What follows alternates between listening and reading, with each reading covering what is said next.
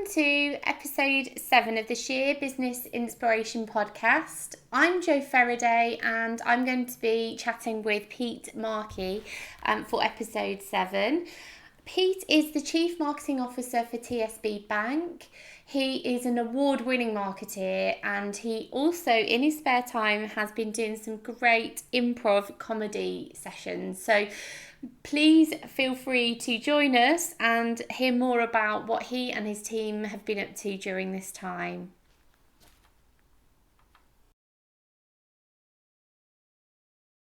I just want to say thank you everyone, A for coming, but B for being part of this amazing journey. I'm really excited. It's come around really quickly. When you say, yeah, let's do this before Christmas, and you have 8 Tuesdays in a row, and suddenly it's the show. But we're all really excited. It's sort of slight giddiness, I think.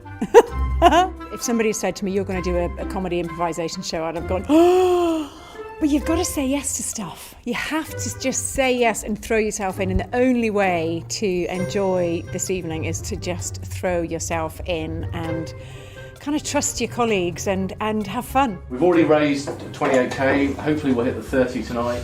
They have worked so hard after the last 8 weeks. That was brilliant, I really loved it. I don't know, I think I came with literally no expectations. I've never seen improv before.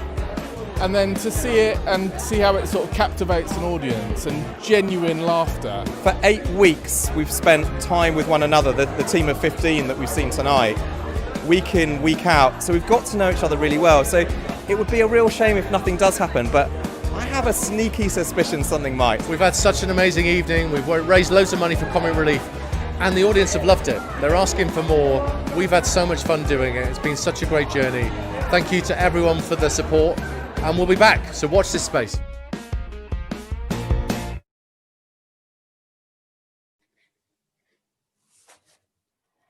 Hi and welcome to the next episode of the Sheer Business Inspiration podcast. I'm really excited to be joined by Pete Markey from TSB Bank. He's the Chief Marketing Officer there and is an award-winning marketeer, and really looking forward to delving into a little bit more about you, Pete. So welcome. Thanks for joining us today. Pleasure, great to be with you. So for those who haven't spoken or know much about you, are you able to share with us a little bit about your roots and where your journey into marketing started? Yeah, I can, yes. It's been quite a journey actually. So I did, originally in my career choice, I wanted to work in either journalism or presenting, and my dream job actually was to be a radio DJ. And you can probably tell that career didn't work out for me. But then marketing is something I fell in love with. So I went to university really with the aim to get into journalism and found that I really enjoyed marketing, particularly marketing, international marketing, advertising, all part of what I learned at university. And I was able to get some practical work experience and hands-on experience through a couple of summers. I actually worked for a regional railway company through those summers, and I got first-hand experience of running some of their marketing activity and really loved it.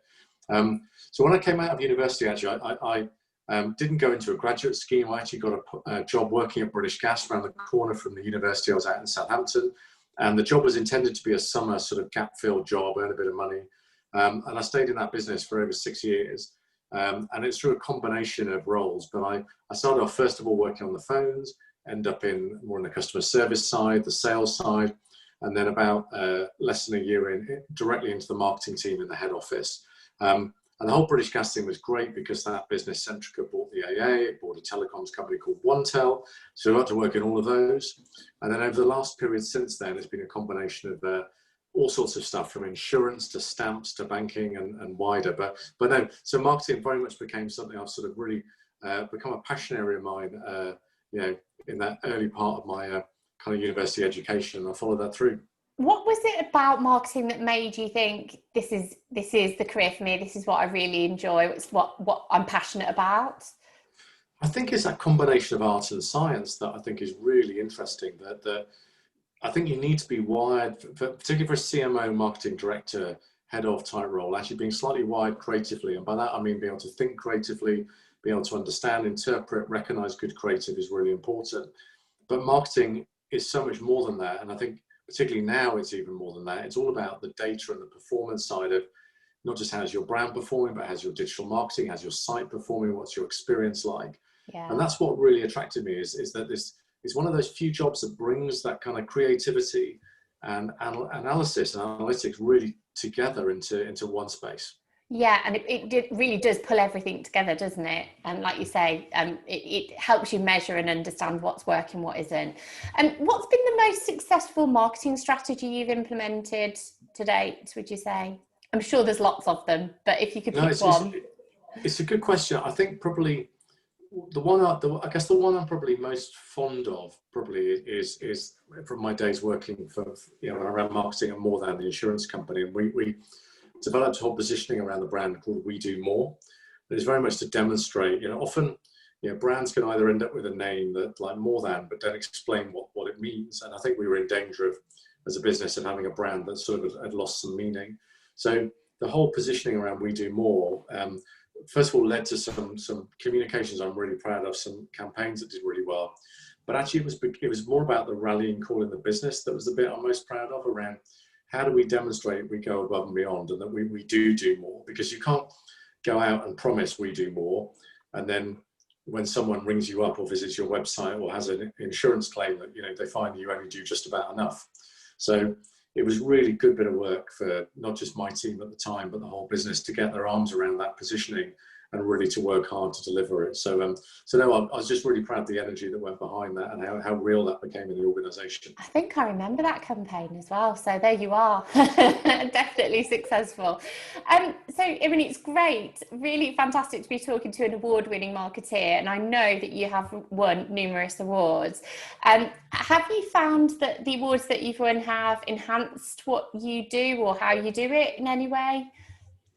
Yeah, I think there's probably a few favourites along the way. I mean, I think, when I was running the marketing team at the post office, we won the Chartered Institute of Marketing Team of the Year. Amazing. That was about 5 years ago. And again, it's very much a collective thing, that when you win the award like that, the team just feels so good about their contribution and what they're doing. And also, it's a great way within the organisation to say, look, this is a really great team, a great bunch of people. So that one particularly stands out, and that really helped us in the organisation and what we were trying to do at that time, with a lot of change we were looking to drive. It's a lot of recognition, isn't it? It's nice to have that recognition.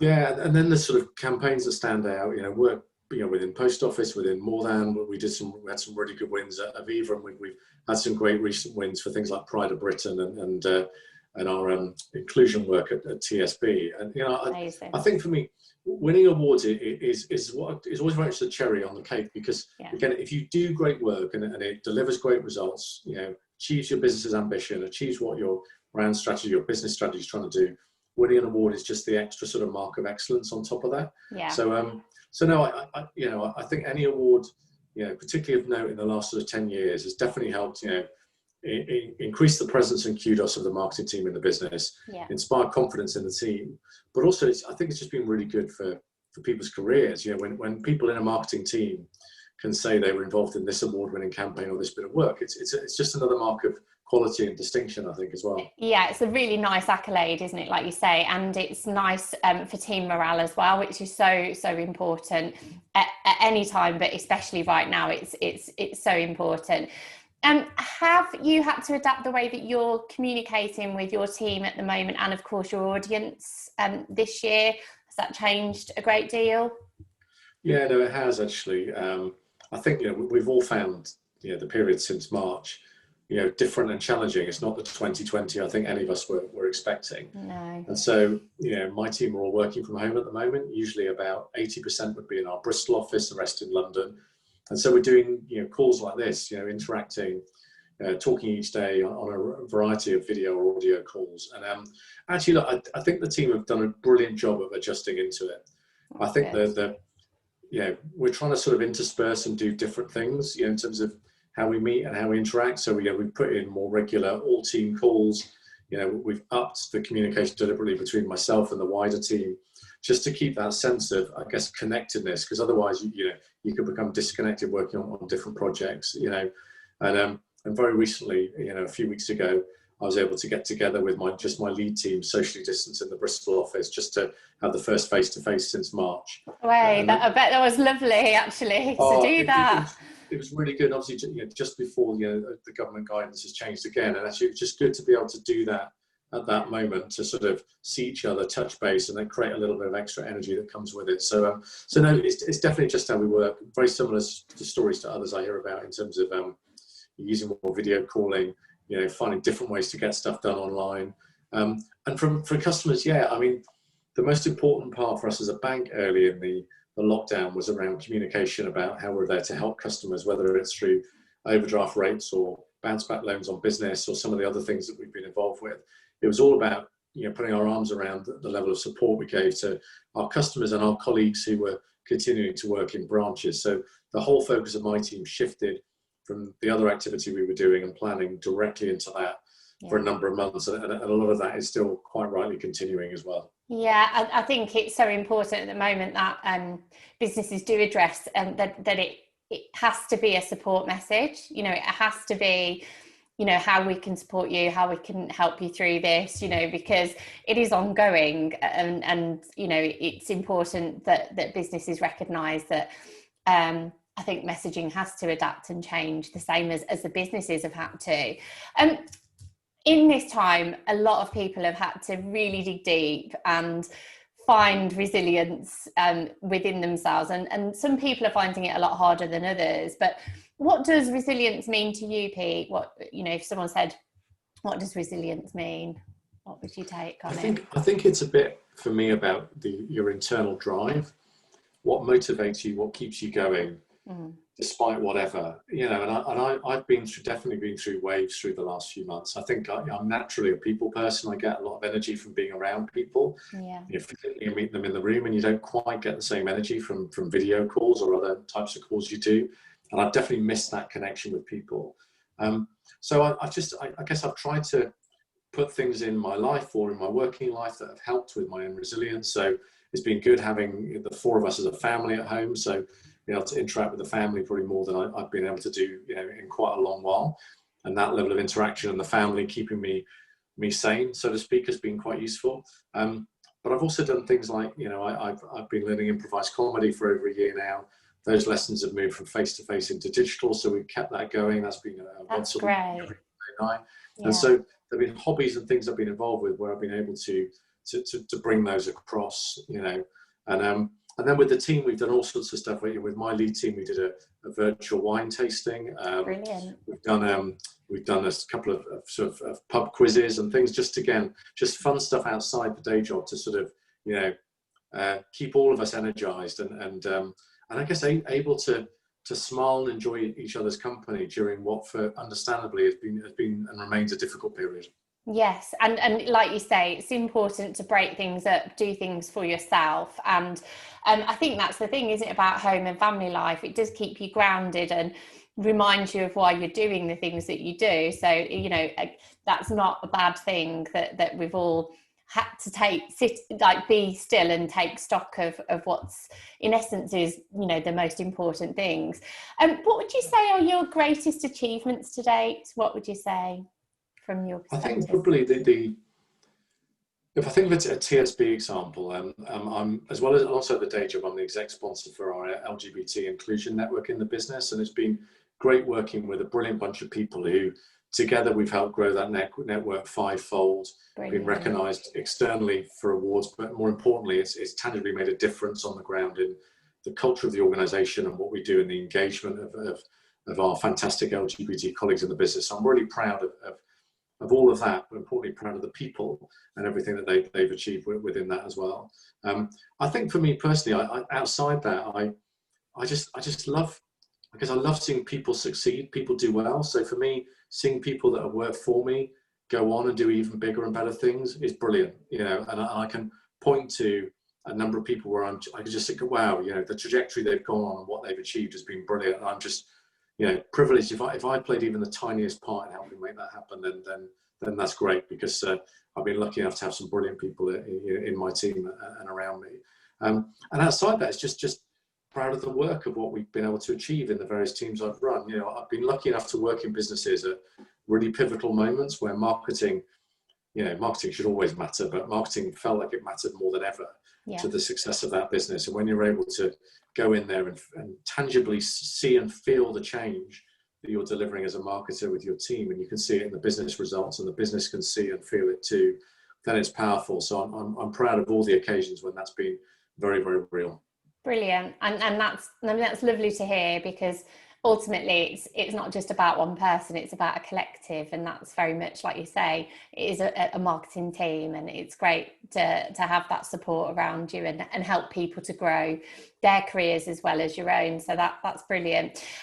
What message would you give to people that are looking at setting their own businesses up at this time? There's a hell of a lot of people that are in a situation right now where they maybe have been made redundant, or they've taken the decision to leave the business and are thinking, well, I've got nothing to lose, I might as well give it a go. So what would your message be to those people right now? Yeah, I mean, things are difficult, aren't they? I mean, but I think there will be opportunities and innovations that will emerge from the situation we're in right now. So my encouragement would be, if you've got a business idea, is to ground it in insight, ground it in as much insight you've got into the needs of the customer you're trying to address and what that opportunity looks like. I mean, I think that there will be new opportunities, new markets, new demands that appear from, the current environment we're going into, and for example, food delivered to the home.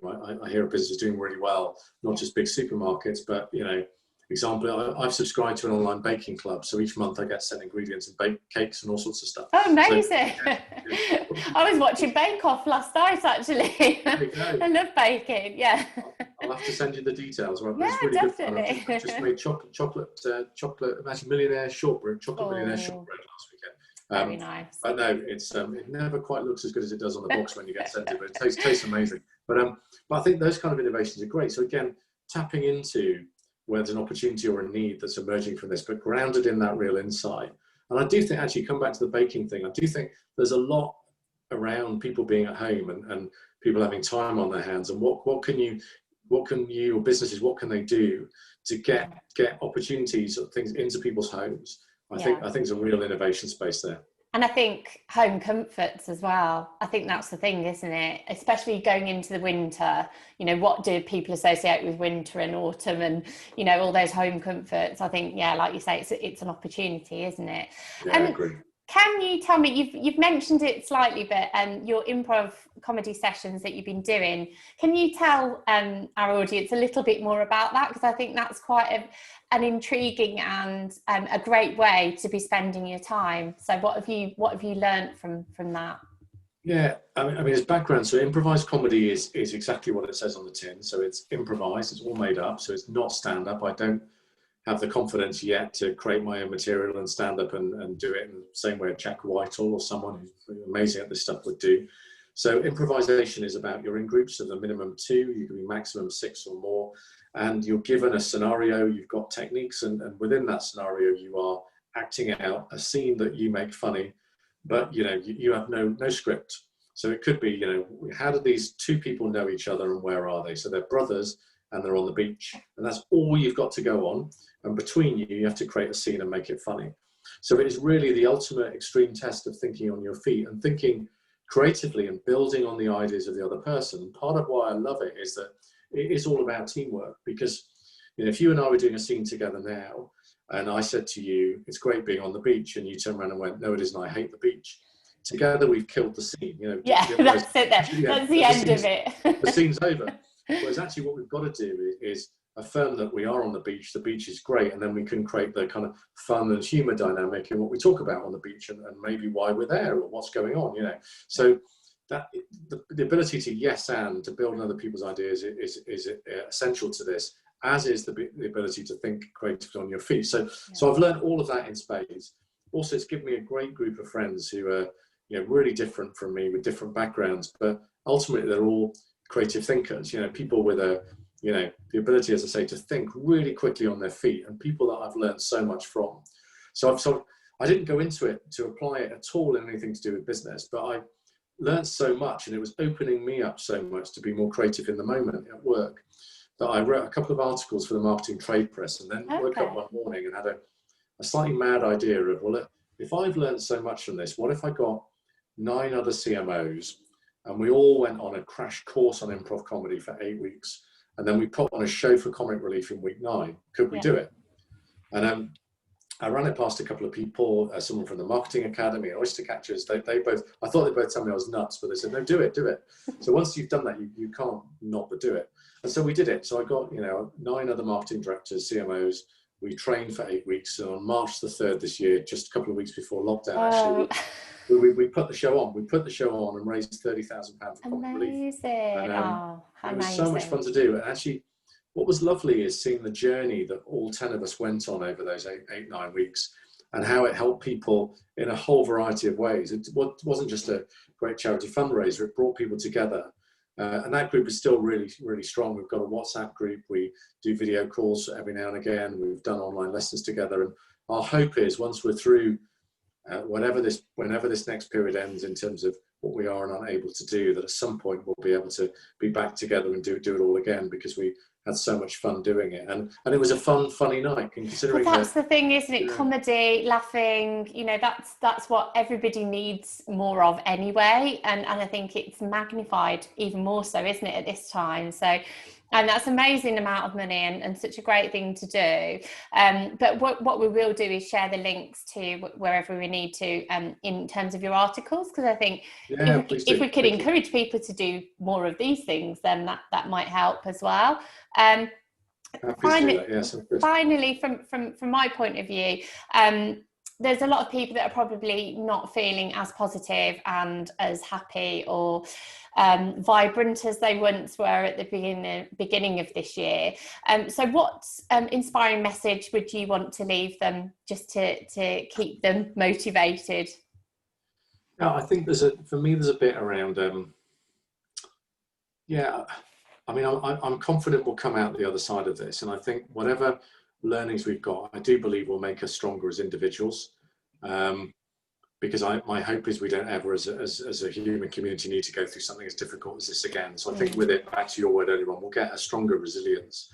And I think a stronger sense of identity and what matters in life. I've spoken to so many people who've started to value family or friendship or their health or just more everyday things. Things like being able to have a curry on a Friday night, things that we sort of took for granted have become even more special, these sort of everyday moments. So look, my positivity is I think we will come through this. I believe we'll come out of this stronger and I hope more resilient.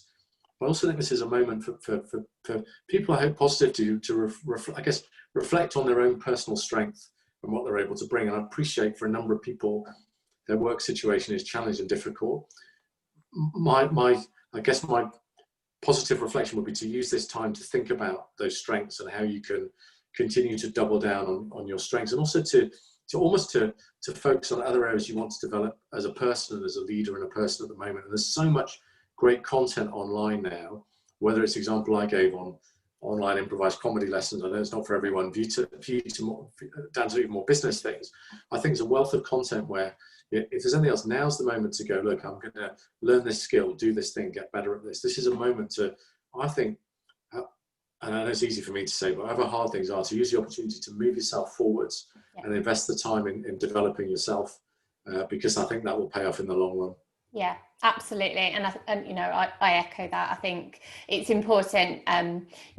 Many people I've been speaking to at this time have been saying, it is a challenging time, but through biggest challenges come opportunities, and we've talked about it a couple of times during this chat, that there will be opportunities, there will be new services, there will be new things that people can embrace and move forward with. So I think it's important to keep moving forwards and looking forward, because we can't go back, but we can move forward and do things slightly differently, and hopefully in a more positive way in the future. But thank you so much for your time, Pete. Really enjoyed chatting with you today. Absolute pleasure. And hopefully chat with you again soon. So thanks a lot. I hope so. Take care. Thank you. Thanks so much, Pete, for taking the time to chat with me. I really enjoyed our session, and it was really, really enjoyable to hear about how you've embraced improv comedy, and how you've taken a team of, senior execs to, you know, new levels of enjoying improv as well, and raising a fantastic amount of money for charity at the same time. Really enjoyed hearing about your experiences and your take on things, and I know a lot of people will do the same. So thanks again for taking the time to chat with me. If you're really enjoying our podcasts and our vlogs, really would encourage you to subscribe to our YouTube channel, where we will be releasing new content, as well as the vlogs. We'll be putting out some new information for you. And also with the podcasts, we have got lots of other guests that are lining up to chat with us as well. As always, we would love your feedback. So if you've got any thoughts or comments that you'd like to share with us, we really would like to hear more. Now, our next guest is Liam Norval. And for those of you who are not aware of Liam, he's got such a great, background. He is the founder of Posh Cockney and Posh Cockney TV, which features London After Lockdown. He is the founder of LN Management, SAS Productions, Celeb Sec, and he's recently launched Hospitality Titans.